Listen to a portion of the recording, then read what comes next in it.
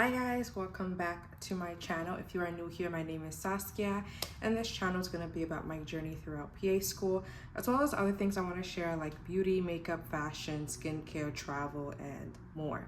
So today's video, as you guys can tell by the title, is going to be about my first week of PA school. So yes, that is correct. I have officially started PA school. I am 1 week down. Today is Sunday, August 25th. So I've been in PA school officially for a full week, and I'm ready to get into the details of how the first week has been, including orientation. Orientation started the weekend before, so I'll kind of go into how orientation went and what that was about and how my first week went, just to let you guys know about what's been going on with me. I know I've been gone for a minute. It's because moving in was hectic. That's another story for itself. That was the worst moving experience of my life, but we'll get into that in another video. Right now, I want to focus on how my first week has been, just so you guys can get prepared for when it's your first week. As always, I will be looking this way to my iPad because my iPad has all my notes, just to make sure that I am not going off topic. So, like I said, I had orientation first. Orientation was Thursday and Friday of the previous week. That's when I got to meet my classmates for the very first time in person. First, we did our headshots. These are going to be used by the faculty to get to associate a name to a face. Then we got fitted for our scrubs. We got to pick between joggers or flare pants. And lastly, we went over the handbook, which is basically the rules and regulations of the program. So for day 2, which was Friday, we had a tour of the campus. We kind of got to see where our classes would be. We saw like what buildings were pertinent to us, like the medical school, the library, and also other like important places like where financial aid is, where the bookstore is, where the student health center is, and all of those type of things. Anything we would need, we got to see. I don't think we saw the entire campus, but I think we saw like what would be important and relevant to our program. And they also showed us where our classrooms would be within the building. I low-key still don't know how to get to each classroom. I just follow my classmates. Luckily, the classes are kind of like one after another.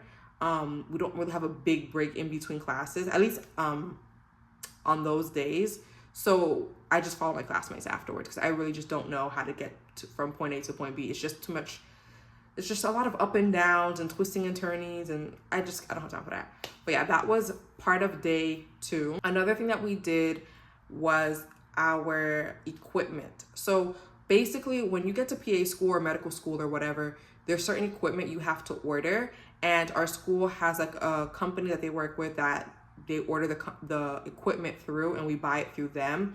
And we basically had a medical salesman come over, and he basically, showed us all of the different types of products. So for example, like different types of blood pressure kits, and kind of modeled them out for us and showed us them, and then we got to pick basically what we wanted.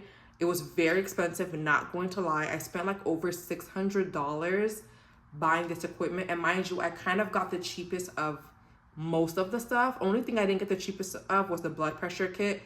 But like we had to get like I think otoscopes and stuff like that, as well as like our stethoscopes from them. You don't have to get it from them. You can always use your own, but I would prefer to get like a nice, good stethoscope because a lot of the equipment that we buy now, we can use in our future careers as PAs. Of course, your hospital or clinical setting may have some other things there already, but it's never bad to have your own stuff there just in case something happens. You have your own things to fall back on. And I'm hearing a lot of people continue to use these products after they graduate. So it is an investment, but it's just very, very pricey. But yeah, that was kind of like the other part of day 2, just listening to the medical salesman and seeing the products, ordering the products afterwards. We got to see like the different price points depending on what you wanted. And then at home, you go online and you order whatever it is that you prefer to order. And he kind of goes over like the specifics of everything, like what features everything has, et cetera, et cetera. So yeah. And of course, you get to try them out too. I got to look into my classmate's ear with one item and stuff like that. So, it's very hands-on. And then of course you order it online. So that was day 2. The product should be coming soon because we're going to be using those products in our clinical skills lab, which I'll get into a little bit later on in the video. But yeah, you kind of need these products throughout your time in PA school, because you will be using them not only on rotations your second year, but in the first year, we're going to be using them in our clinical skills lab. The clinical skills lab, from what I can understand, because we haven't done that the first week, we'll be doing that tomorrow, Monday. But from what I understand, it's basically like a simulation of how you would be as a PA. So you're going to get a mock patient and you have to go through an assessment and just basically get their history and like do, I guess, physical examinations on them. We're not going to do physical examinations yet, I guess, because it's way too early for that and we don't have our equipment anyways. But that's kind of why we need the equipment now, so we can practice during the clinical skills lab. Hope that makes sense. Now let's get into the first day of PA school. So for the first day of class, we had 3 classes. We had clinical assessment, anatomy lecture, and then PA in practice. Just so you guys know, I am taking 7 classes this semester, 20 credits in total, which is a lot, I know. I'm barely surviving.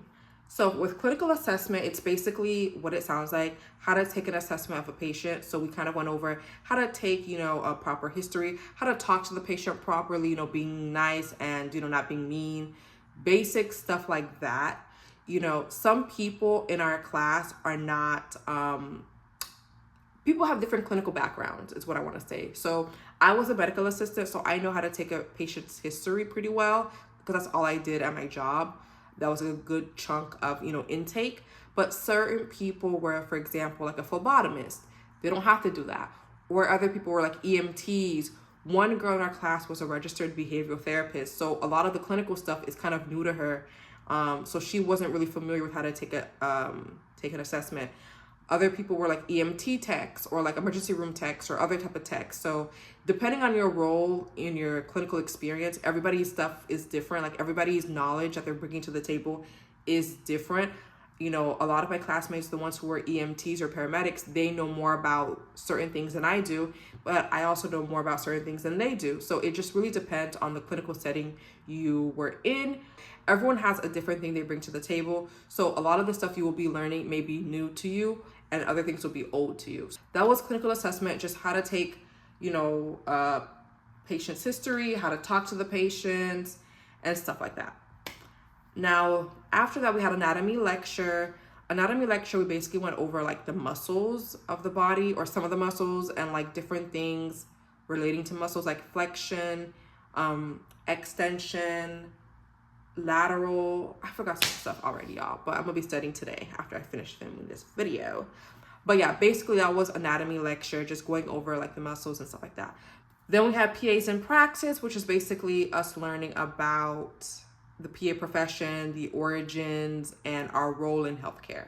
Day 2 was anatomy lab. We were looking at spinal vertebrae. So they gave us a box of bones from the back, and we had to kind of identify which part was which part, like if it's a cervical vertebrae, if it's a lumbar, if it's thoracic, and then identify like the different like characteristics of the bone. So like the body of the bone is this, the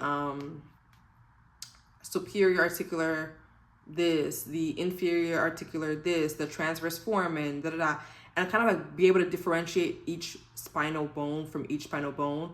That's how our exams are going to be, apparently. They'll give you a bone and you have to tell them what the bone is and like label each little characteristic. So I'm going to kind of give you guys an example of what I'm trying to like talk about, or like what I'm trying to say. I'm going to be using this book as an example just so you guys can see what I mean by that. So for example, you have like the book, right? Pretend the book is a bone. You're going to have to label all the different parts of the book, right? So this is the face of the book, right? The cover of the book. This is the spine of the book. This is the back of the book. Then you have like, let's say, the pages of the book, right? These are the pages of the book. Then you have to say like, okay, well, this is like chapter 2. Chapter 2 is this. And this is not really the best example, but you guys kind of get the point. Like you have to point out like the different structures of the bone and say what it is and maybe even what it does. Certain parts of the bone, hold like the vertebral artery, I believe like that's your cervical. I think I might be confusing it. How like, for example, the cervical vertebrae have like transverse foramen on them, which are little like holes like on the side of the bone. How, for example, C1 does not have a body. That's what makes it different. And C2 has like the dens, things of that nature. So if they give you C2 and you have to tell them like, okay, what makes this C2? Like, okay, this is C2, but like, why do you know that C2 versus another bone? You'll say, well, C2 has this structure on it. It's the dens, and the dens does this, and da da da. I hope that makes sense. They'll just give you a bone or like something, and you have to be able to tell them what it is and the structures on that thing and what they do even, I think. So yeah. We also had anatomy lecture. The lecture was split into 2 parts. We had 2 different lectures, one about muscles and the germ layers and stuff like that, and like muscle movement. And the other one was about the bones again. So it kind of went into detail about bones and like the bones. When I say bones, I mean the spinal column. That's the type of bone. Those are the bones we're learning about right now. And it kind of like reinforces what you just did in lab, because you're seeing the bones again and you're kind of getting more information on them on a PowerPoint. We do have 2 different lectures. So one lecture did the muscles and another lecture did the bones. Then we had physiology. Physiology, we learned about like cell-to-cell communication and homeostasis. And we have sort of like the different receptors, like there's like nuclear receptors, there's like the G protein receptors, the ion channel receptors, and there's like one more that I am missing, but I can't remember it right now. But like, you know how ligands work and how they signal to other like, you know, cells, and like we have to know the paracrine, the autocrine, endocrine, like how they move, like contact dependent, like all of that stuff, like how contact dependent has to like touch another cell for it to like transmit the communication or the information. How autocrine does the same cell or cells of the same type, blah, blah, blah, blah, blah, blah. A lot of information. It's way more detailed and complicated, but that's just like the quick gist of it. Day 3 were cultural and social determinants of healthcare. That was online. We had to do a discussion post about like bias and stereotypes. Then we had clinical assessment, which you guys already know. It kind of went more into detail as to how to take a patient's history. So what questions to ask, and then how to like do not the physical exam, but like how you have to ask them, okay, do you have any problems with all of the systems in their body after you do like the initial like chief complaint and all that type of stuff. Then we had ethics. Ethics was the last class of the day. Ethics was basically about like morals and ethics. It's literally, because we are taking the class with undergraduate students. It's us, nursing, and then undergraduate. So the undergraduate students are having like the same class but different experience because they have different assignments. But she was kind of going over the difference between us and them and going over the assignments. It's a lot of like essays that we have to write as grad students, whereas I believe the undergrad students have like a final exam, whereas we have a final paper and stuff like that. Day 4 was clinical assessment again. You know, we're preparing again for the clinical simulation lab, which would be tomorrow. So again, kind of going over what we need to know and how to ask questions so that when we get to the clinical simulations lab, we know how to interact with the fake patients, right? The acting patients. And we had pathophysiology, and we learned a lot about like inflammation. After pathophysiology, we had anatomy lab the next day. So day 5 was anatomy lab, learning more about the back and more about muscles. Then we had physiology. We had anatomy lab, then lecture, then physiology. Physiology, that lecture is about action potentials. I may have skipped a day, but y'all get the gist, okay? It's been a long week. We've learned so much material, y'all. Like, y'all don't understand. Like, it's a lot of material and a lot of other things going on behind the scenes of the program, like getting access to Canvas pretty late, and just a lot been going on, y'all. So, yeah. On a personal note, today was my last day of work. I had to quit my job, obviously, because I am now starting school and the schedule conflict just was not working. It just wasn't it. There was a lot of like scheduling conflicts, of course. So I quit my job today, just had my last shift, took a shower, and then went to film this video, because after this video, I will be studying the rest of the evening. I do have, I believe, a discussion post I have to do and just study. I'm trying not to get behind, because once you get behind, it's really hard and the material builds upon itself.